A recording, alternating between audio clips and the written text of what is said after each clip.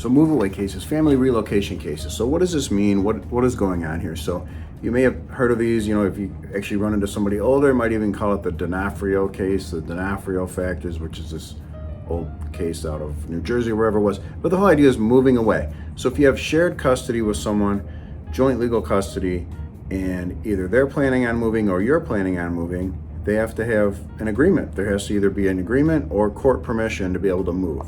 So you can move out of state, take the kids, but if you're divorced and you have a court order that talks about custody, joint legal custody, and gives the parents joint legal custody, now the parent that wants to move away and take the kids, they want to change everything, they can't just do that without permission. So they would need an agreement from the other parent to move out of state and take the kids, or they would need to do a court hearing, and that's these D'Onofrio factors. Those are the factors that originally they started looking at of what's important, what do we look at when someone wants to move away. So what we're talking about with move away cases, family relocation, one of the parents moving out of state, is what needs to happen, because it's going to change everything. It affects their custody and parenting time arrangement, which then might even affect child support if they have enough.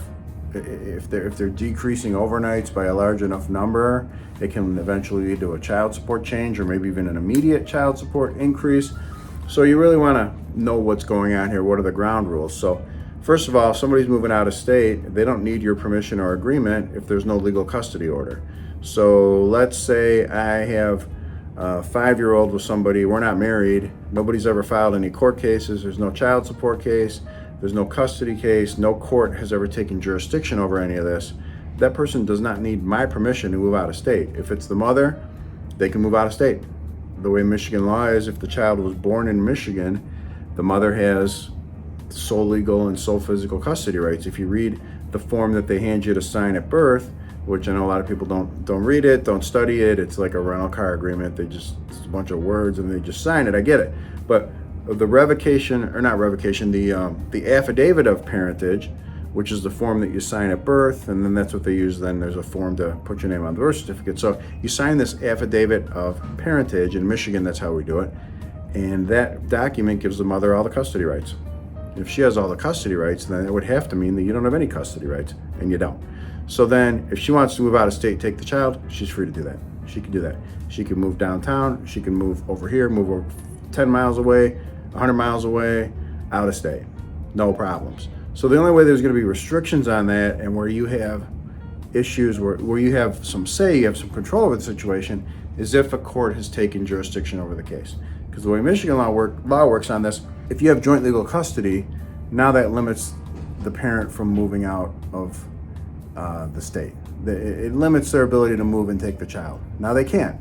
They can move, but they can't just take the child with them without some kind of an agreement from you. So if you don't agree, then they got to file something with the court, and the court has to look at what's going on here. What is there a valid reason to move? Why are you moving?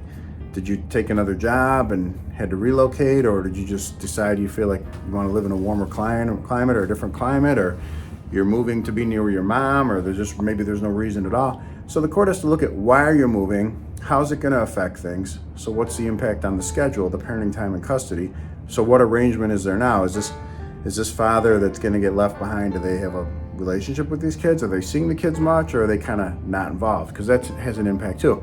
And then the schedule that you're doing, how is the schedule going to look now that you moved out of state? So let's say you're in Michigan and you're moving to Texas. Well, you're not going to have every other weekend anymore if you live in Texas, obviously.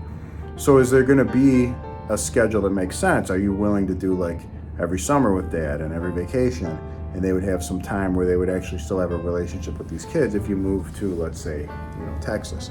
So they look at that, and then they also look at, is there some other motive? Are you doing this just to get the kids out of this person's life? Are you doing this for some sort of money reason? Is there a child support thing tied to this? So those are the factors that the courts are looking at here when they're deciding whether you're going to be allowed to move, because you have a custody order and you want to move and the other parent isn't agreeing to it. So in other words, what do I got to do in court? How am I going to force this person? How am I going to set it up where they have to let me move? Well, I got to prove some pretty important things for a court to go around doing. They're not going to just go around and let people move when the other parent doesn't want them to be able to move. And in a strange way, the way the law is, even if you have joint legal custody and you do not have custody of the kids, if you don't have physical custody, the kids do not live with you and you're the one trying to move away. It doesn't come up as often, but it happens.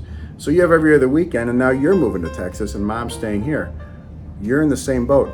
You need permission or an agreement. You can't just go and do that, or you'd be violating the court order. You're violating the legal custody order. Now, another category that comes up is, what if the mom has sole legal custody for some reason? In other words, she has decision-making authority and you don't. It's not shared. Maybe there was a paternity case by default and you really didn't participate, and the court gave her legal custody and didn't give you. So under that scenario, is there still a place where you can claim that you're not going to let her move out of state? You don't want her to move out of state, and you're going to try to put a stop to it and make her get permission? That's more of a maybe. It's kind of questionable under that situation. But if you have joint legal custody through a divorce, a custody order, something that happened along the way, you can bet that you have the right to say, I don't want this person moving out of state without my permission. So the starting point on that is you have to let them know you don't agree.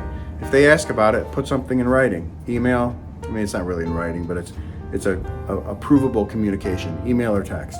Email's best. So you do something that says in the email, I don't agree with you moving to Texas. I'm not on board with this. I don't want this happening.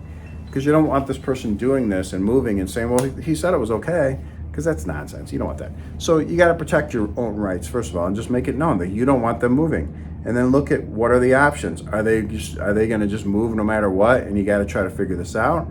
Or is it possible to put a stop to it?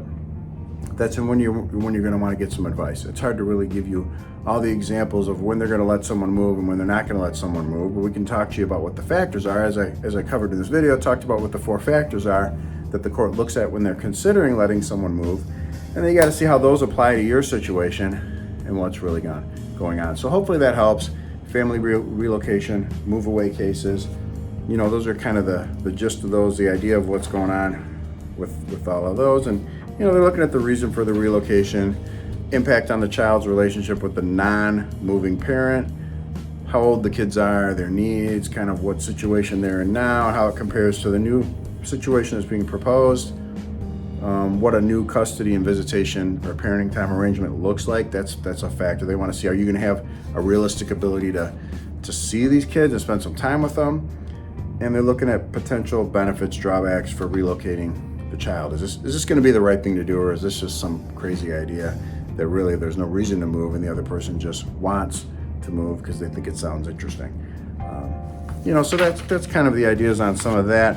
There's an assumption that you're kind of someone involved in these kids' lives, that you're relevant to this situation. If you're not someone that really ever sees the kids, it gets kind of hard to fight about letting somebody move because you really don't see them anyway. So you want to be aware of those kind of situations too. So hopefully that helps.